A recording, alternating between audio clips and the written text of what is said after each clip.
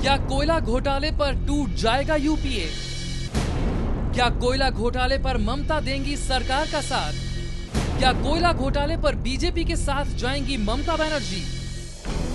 ऐसे तमाम सवालों की चाबी यूपीए की सबसे बड़ी सहयोगी तृणमूल कांग्रेस अध्यक्ष और पश्चिम बंगाल की मुख्यमंत्री ममता बनर्जी के पास है।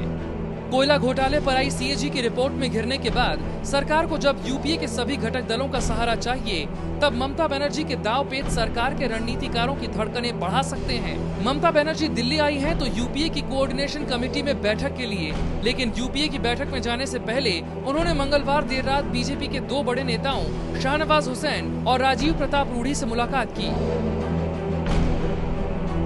ये मुलाकात इसलिए अहम है क्योंकि कोयला घोटाले की सीएजी रिपोर्ट पर ममता बनर्जी ने अभी तक अपना रुख साफ नहीं किया है।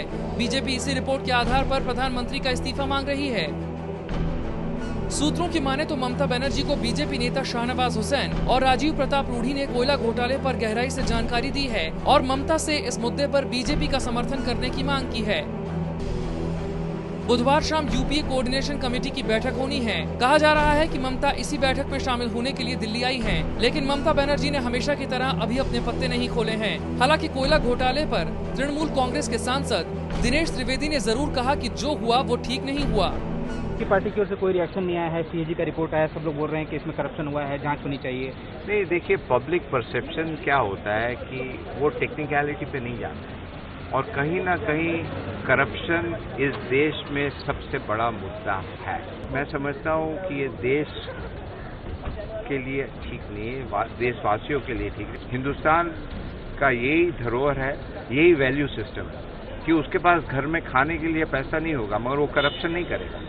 ये करप्शन, जहाँ गंगोत्री यदि साफ सुथरी है तो गंगा अपने आप साफ हो जाएगी।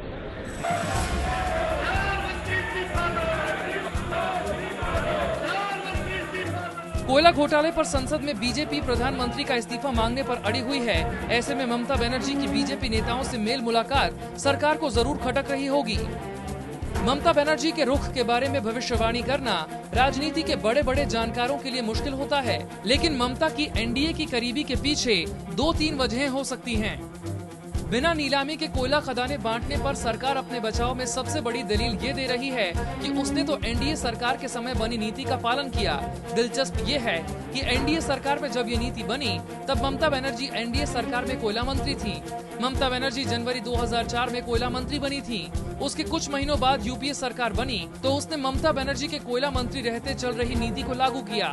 ममता बनर्जी की बीजेपी से करीबी की दूसरी वजह राष्ट्रपति और उपराष्ट्रपति चुनाव में उनकी अनदेखी हो सकती है। ममता को इन चुनावों में कांग्रेस ने किनारे कर दिया था। जिस तरह मजबूरी में तृणमूल को यूपीए उम्मीदवारों का समर्थन करना पड़ा, ममता उस अपमान का बदला लेने का मौका तलाश रही हैं। विदेशी किराना और बीमा जैसे मुद्दों पर ममता की यूपीए सरकार से नाराजगी जग जाहिर है।